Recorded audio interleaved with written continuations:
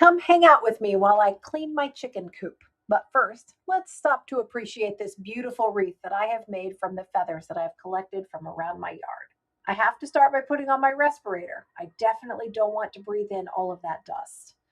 Cleaning the chicken coop is one of those chores that I have been dreading for more than a year now. Should I have cleaned this coop more often so it didn't get this bad? Of course. Did I? Absolutely not. But my camera is what is keeping me on task with this clean out today, so here we go. Honestly, this is one of the biggest reasons I film these chores. The camera keeps me honest. It's not just helping me push through the housework I put off, it's helping me actually stay on top of my homesteading chores too. If I know I'm filming, I will get it done. Every wheelbarrow load is getting dumped at the back of my orchard and garden area, right by where my coop sits. And of course, my chickens have to check out what is happening because they're nosy like that. Everyone makes having chickens look so glamorous. The pretty eggs, the happy hens scratching around in the grass and in the sunshine. But this is the not so glamorous part of owning chickens.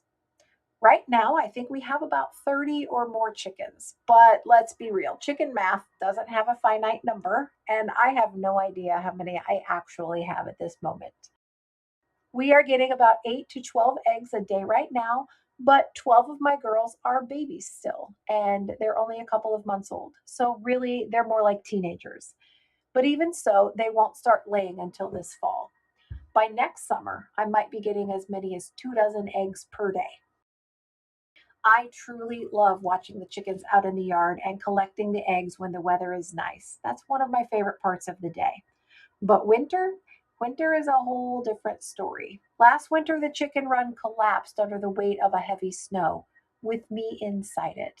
I was stuck in there for about 15 minutes before my husband came out and rescued me.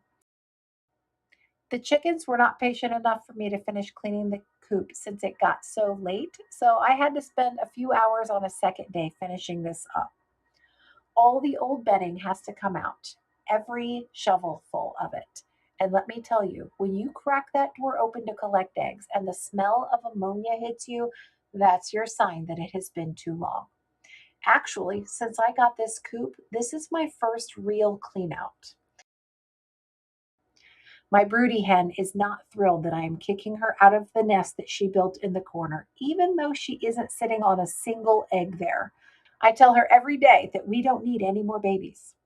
You may notice the feed bags on the walls of my chicken coop. Those are what I use to insulate the coop in the winter. You'd think after more than 30 years of farming and homesteading, I'd have some kind of system for staying ahead of this.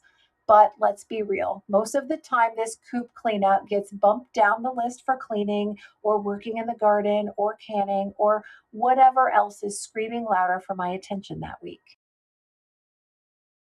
Time to sweep it all up and create some more dust. And I did this on one of the hottest days of the year, so I am getting really dirty. There is a ton of dust, and that is exactly why the respirator is not optional. Once it's stripped down to the bare wood, I put down new bedding and sprinkle some diatomaceous earth, which helps keep the mites away and gives the whole coop a chance to actually smell decent again, at least for a little while. I'll let the chickens finish spreading the bedding for me, but it looks so much better. I refill their feed buckets while I'm at it, and stepping up into the coop with a 50-pound bag of feed on my shoulder is harder than any workout I do in the gym. Talk about doing some step ups. So, yeah, glamorous, right? If you have enjoyed hanging out with me for this clean out, make sure you like and subscribe for more.